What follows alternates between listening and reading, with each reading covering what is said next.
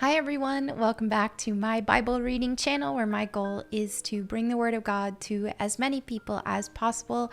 So today I will be starting in Ecclesiastes. We are progressing and I'm really excited about it. So let's start with Ecclesiastes chapter 1. These are the words of the teacher, King David's son, who ruled in Jerusalem.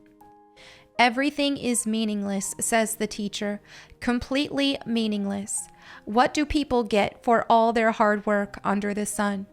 Generations come and generations go, but the earth never changes. The sun rises and the sun sets, then hurries around to rise again. The wind blows south and then turns north. Around and around it goes, blowing in circles. Rivers run into the sea, but the sea is never full. Then the water returns again to the rivers and flows out again to the sea. Everything is wearisome beyond description. No matter how much we see, we are never satisfied. No matter how much we hear, we are not content. History merely repeats itself. It has all been done before. Nothing under the sun is truly new. Sometimes people say, "Here is something new," but actually it is old. Nothing is ever truly new. We don't remember what happened in the past, and in future generations, no one will remember what we are doing now. I, the teacher, was king of Israel, and I lived in Jerusalem. I devoted myself to search for understanding and to explore by wisdom everything being done under heaven. I soon discovered that God has dealt a tragic existence to the human race. I observe everything going on under the sun, and really, it is all meaningless, like chasing the wind. What is wrong cannot be made right. What is missing cannot be recovered. I said to myself, "Look, I am wiser than any of the kings who ruled in Jerusalem before me. I have greater wisdom and knowledge than any of them. So I set out to learn everything from wisdom to madness and folly. But I learned firsthand that pursuing all this is like chasing the wind. The greater my wisdom, the greater my grief. To increase knowledge only increases sorrow." Ecclesiastes chapter 2. I said to myself, "Come on, let's try pleasure. Let's look for the good things in life." But I found that this too was meaningless. So I said, "Laughter is silly. What good does it do to seek pleasure?" After much thought, I decided to cheer myself with wine. And while still seeking wisdom, I clutched at foolishness. In this way, I tried to experience the only happiness most people find during their brief life in this world. I also tried to find meaning by building huge homes for myself and by planting beautiful vineyards. I made gardens and parks, filling them with all kinds of fruit trees. I built reservoirs to collect the water to irrigate my many flourishing groves. I bought slaves, both men and women, and others were born into my household. I also owned large herds and flocks, more than any of the kings who had lived in Jerusalem before me. I collected great sums of silver and gold, the treasure of many kings and provinces. I hired wonderful singers, both men and women, and had many beautiful concubines. I had everything a man could desire. So I became greater than all who had lived in Jerusalem before me, and my wisdom never failed me. Anything I wanted, I would take. I denied myself no pleasure. I even found great pleasure in hard work, a reward for all my labors. But as I looked at everything I had worked so hard to accomplish, it was all so meaningless, like chasing the wind. There was nothing really worthwhile anywhere. So I decided to compare wisdom with foolishness and madness, for who can do this better than I, the king? I thought wisdom is better than foolishness, just as light is better than darkness. For the wise can see where they are going, but fools walk in the dark. Yet I saw that the wise and the foolish share the same fate. Both will die. So I said to myself, "Since I will end up the same as the fool, what's the value of all my wisdom? This is all so meaningless. For the wise and the foolish both die. The wise will not be remembered any longer than the fool. In the days to come, both will be forgotten.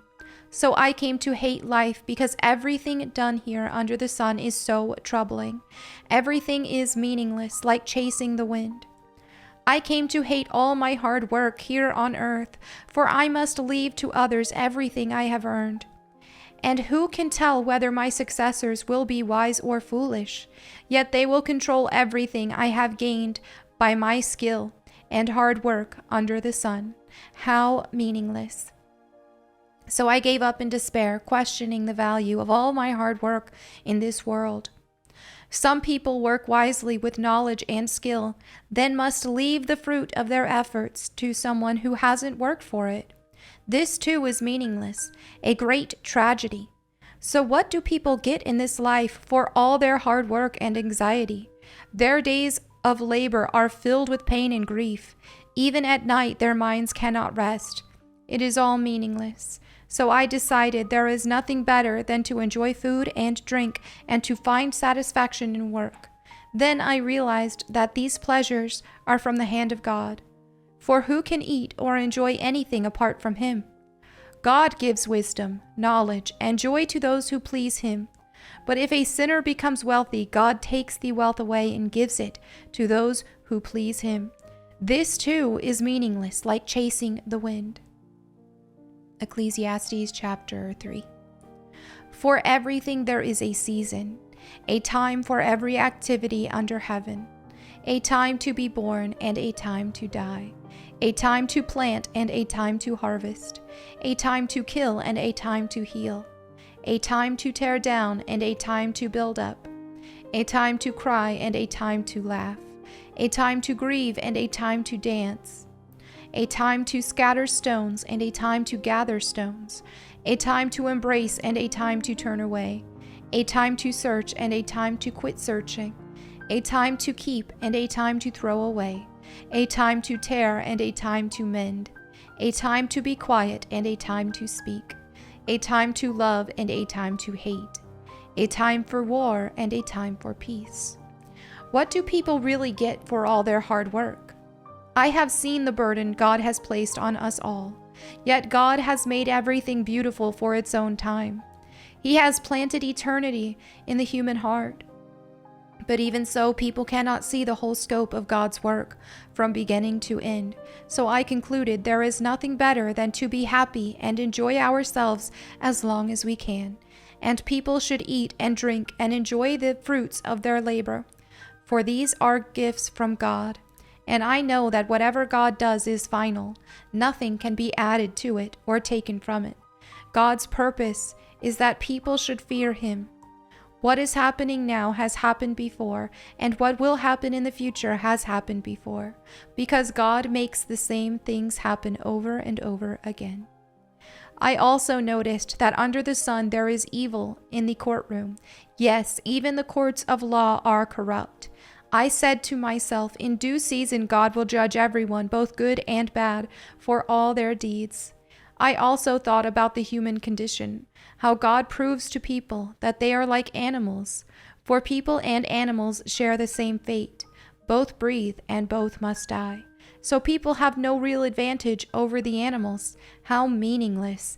Both go to the same place. They came from dust and they return to dust. For who can prove that the human spirit goes up and the spirit of animals goes down into the earth? So I saw that there is nothing better for people than to be happy in their work. That is our lot in life, and no one can bring us back to see what happens after we die. There you have it for today's Bible reading as we start Ecclesiastes. Thank you all so much for your fellowship. As always, if you have any prayer requests, feel free to leave those in the comments below so that myself, my prayer team, or anyone else who reads them can pray for you. And thank you so much to everybody who prays for me as well. Thank you all again. I'll see you next time. God bless and goodbye.